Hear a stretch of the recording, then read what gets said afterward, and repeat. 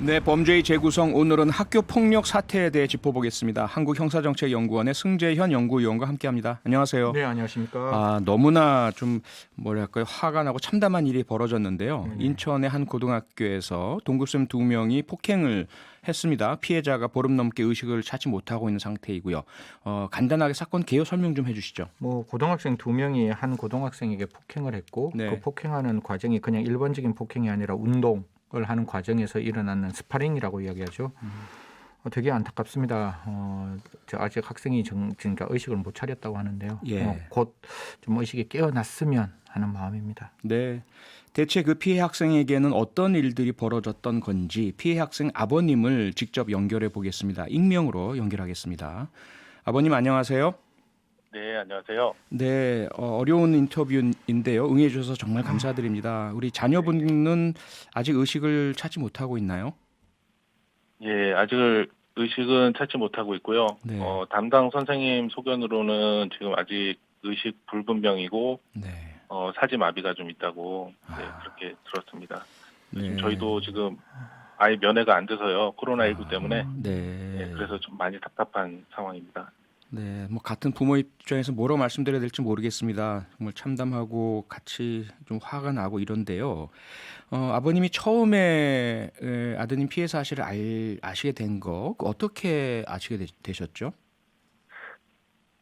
저도 지금 아이 엄마 전화를 받고 다급하게 이제 지금 아이가 많이 다친 것 같으니까 네, 이제 빨리 가보라는 그런 전화를 받았어요. 네, 그래서 이제 가게 됐는데 그때 상황이 갔을 때 이미 이제 엄마가 이제 그 본 상황이었고 119 차는 굉장히 다급하게 이제 아이가 위중한 상태여서 다급하게 병원으로 가고 있는 상태여서 이제 네. 저는 이제 그 차를 쫓아가게 됐죠.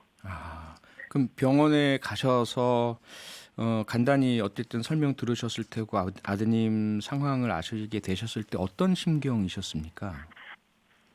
그때 근데 너무 갑작스러웠고요. 네, 너무나 긴박한 상황에서 이제 일들이 막 진행이 됐기 때문에 네. 너무 그냥 얼떨떨하고 그냥 좀 황당하고 그런 느낌이었죠. 근데 이제 막상 이제 아들 이제 상태를 보니까 너무나 위중했고 너무 네. 깜짝 놀랐고 참담했고 네. 정말 많이 슬펐죠. 그리고 무엇보다도 이제 그때서야 이제 알게 됐지만 어쨌든 굉장히 분노했고 네. 참기 힘들었죠.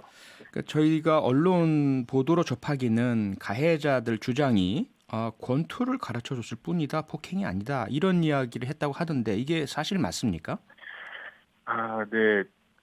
제가 오늘 사실 그 검찰 쪽에서 조사를 받고 왔는데요. 네. 예, 그렇게 하면서 알게 된 사실인데, 범행 동기가 있었고요. 네. 예, 계획된 범행이었던 걸로 제가 알고 있습니다. 네. 동기가 있고 폭행을 하겠다는 계획이 있었고 그것을 하기 위해서 그러한 이제 소위 말하는 장치를 마련한 것이네요. 스파링이라는 모양새를 갖추고. 네네네.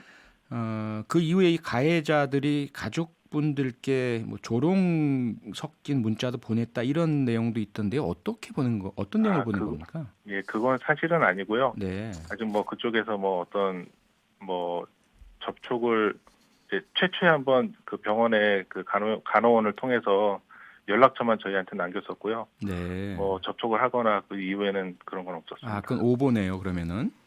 네네네. 근데 지금 그 아드님의 상태나 또 아버님 말씀 검찰 조사 과정에서 알게 되신 이야기 이런 것들 종합을 해보면 동기가 있고 계획적이고 상당히 가학적이고 폭력적인 범행인데 그렇다면 네네. 처음은 아닐 것으로 제 생각이 들거든요. 네. 그 이전에 제가- 네. 네네. 말씀하시죠. 그런 내용들을 들었는데요. 네. 이게 뭐 제가 확실하게 어떤 근거를 접한 게 아니라서 아. 이건 좀 말씀드리기가 좀 조심스럽네요. 네. 그럼 네. 아버님은 이 가해자들을 평상시에는 이 사건 전에는 모르고 계셨습니까? 이런 아이들이 있다는 거? 전혀 모르고 있었습니다. 전혀 모르고 저도 얘기를 안 계셨고. 했고요. 네. 지금 학교 측에서는 어떤 대처를 해오고 있습니까? 지금 뭐 학폭위를 구성해서 지금 진행 중인 걸로 알고 있습니다. 네. 네네. 학폭위 결과는 아직 안 내려졌고요. 예. 네. 아버님께서는 이 가해자들에게는 어떤 조치, 어떤 처벌이 필요하다고 지금 생각을 하십니까?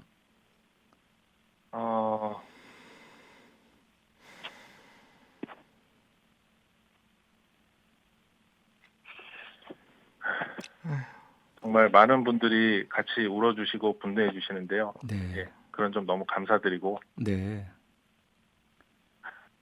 지금 홀로 저 병상에서 누워서 싸우고 있잖아요. 네. 정말 가슴이 아픕니다. 네. 제2, 제3에 저희 아들이 나오지 않도록 네. 정말 강력한 처벌을 받았으면 합니다. 네.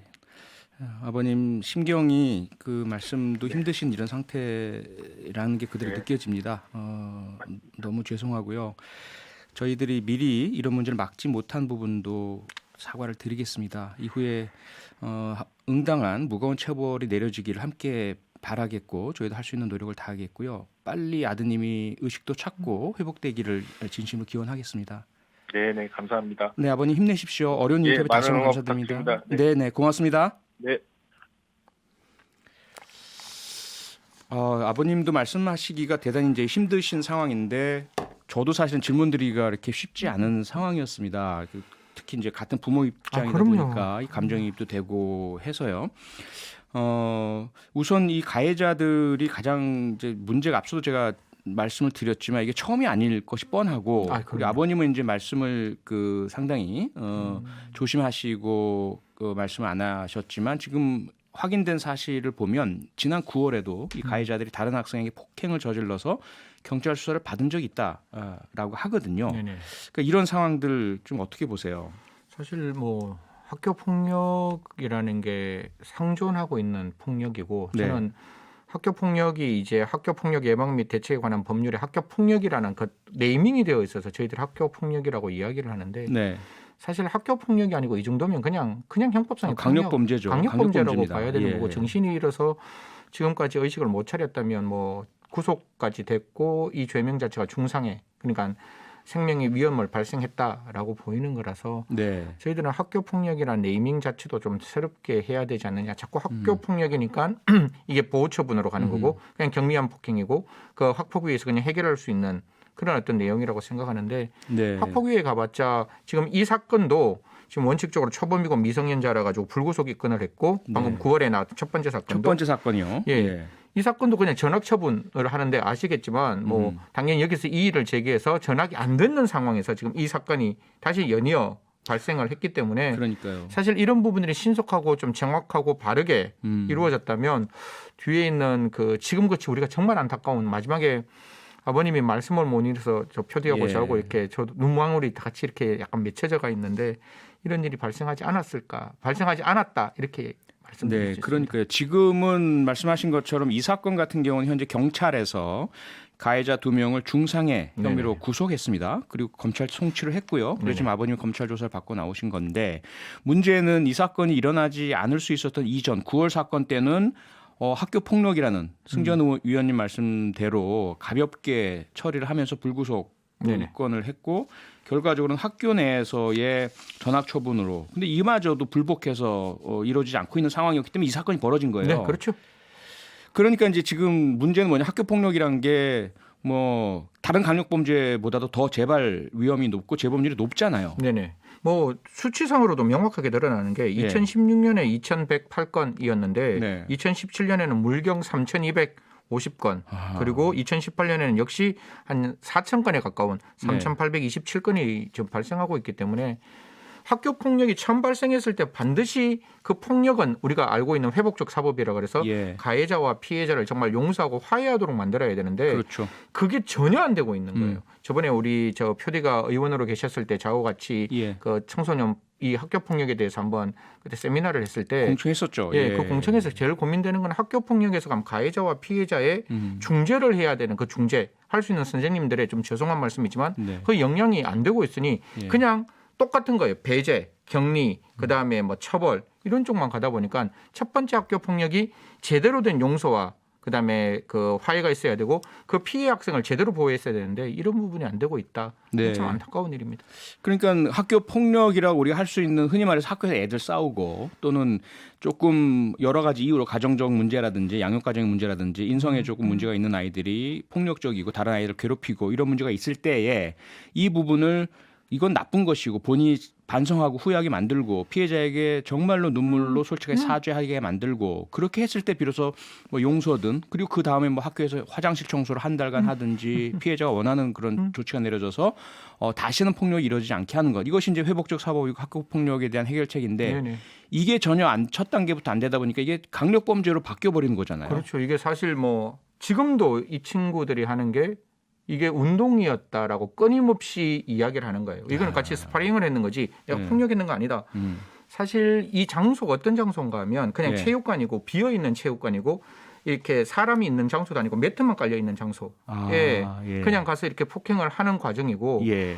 그런 과정에서 스파링이라고 하면 제대로 된 체육관 안에서 어떤 저 심판도 있고 어른이 그다음에 심판을 봐야죠. 그다음에 예. 감독을 하는 그 관장도 있으시고 당연하죠. 이래야 되는데 예. 이런 상황을 스파링이라고 이야기한다는 거는 좀 이 말을 제가 아직 사건을 내면에 안 들여봤지만 조금만 과격하게 말씀드리면 스파링이라는 아까 기재를 네, 이용해서 끝까지 자기 범죄를 처음부터 부인할 수 있는 계획적이죠. 계획적인 예. 그 의도적인 어떤 폭행을 했다는 점에서 뭐 그러니까 그게 학습 효과에 의심이 간다는 말이에요. 그렇죠. 그 전에 이 9월뿐만 아니라 그 전에도 있었을 것 같은데 그 전에 벌어졌던 학교 폭력 사건에서 승진 의원님 말씀처럼 학교는 준비가 안 되어 있습니다. 선생님들도 그에 대한 교육이나 훈련을 받으신 적이 없어요. 이게 선생님들의 영역이라고 생각 안 하고 그렇죠. 계시고요.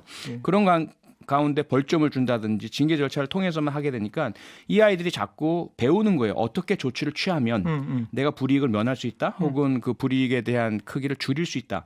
그것이 아마 이번에 이들이 계획적으로 고안해서 이렇게 스파링이고 서로 운동했다라고 해버리면 나는 처벌받지 않을 거야라는 생각이 만들어낸 장치가 아니겠느냐. 그렇죠. 이건 뭐 참 안타까운 일이죠. 맨날 학생들이 놀다가 장난으로 재미로 폭행했다. 그럼 그게 예. 재미가 아니고 장난이 아니고 놀다가 했는 게 아니라는 거를 첫 번째 폭력에서 학교 예. 폭력이 발생했을 때 그걸 좀 인지시켰어야 되는데 그렇죠. 뭐 교육부 장관 밑에 저희들이 뭐 표디도 잘 알고 예. 있지만 여러 가지 위원회가 만들어져 있고 국무총리 산하에 대책위원회가 만들어져 있음에도 불구하고 네.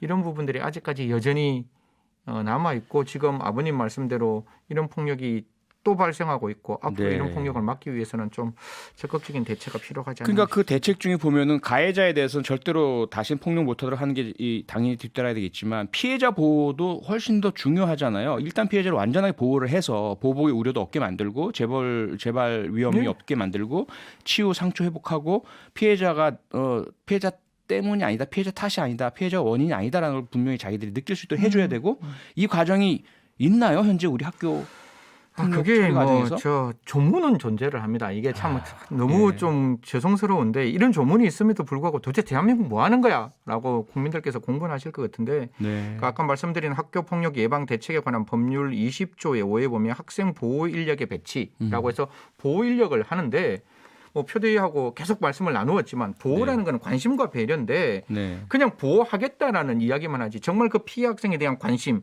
피해 학생에 대한 배려는 전혀 없는 거죠. 사실 형식만 있는 거죠. 네. 형식만. 그 학생이 그렇게 마음을 다쳤다면 끝까지 학교에서는 이 피해 학생을 관심을 둬야 되는데 네. 그 관심도 없고 배려도 없이 그냥 피해자란 낙인만 찍고 끝나는 거죠. 너무 안타깝습니다. 그때 승진 의원님과 함께 학교 현장 관계자들도 모시고 교육부 관계자도 모시고 계속 이야기를 나눠봤지만 같은 문제가 지금까지 이어지고 있다는 거. 1152님 눈물만 나네요. 자식 둔 부모라서요. 김세종님 피해자 가족분들과 주민 국민들의 분노를 가해자와 가해자 가족들이 뼈저리게 느끼며 반성했으면 좋겠습니다. 마지막으로 피해 학생이 무사히 깨어나기를 바라겠습니다. 네, 무엇보다 우리 피해 학생이 빨리 의식을 찾고 회복해서 건강하게 다시 학교로 돌아오기를 두 손 모아 마음 모아 빌겠습니다. 청취자 여러분께서도 함께 마음 모아 주시길 부탁드리겠습니다. 범죄의 재구성 오늘은 여기서 마치겠습니다. 승지현 위원님 고맙습니다. 네, 감사합니다. 평일 저녁 6시 5분에 여러분을 찾아갑니다. MBC 라디오 표창원의 뉴스 하이킥.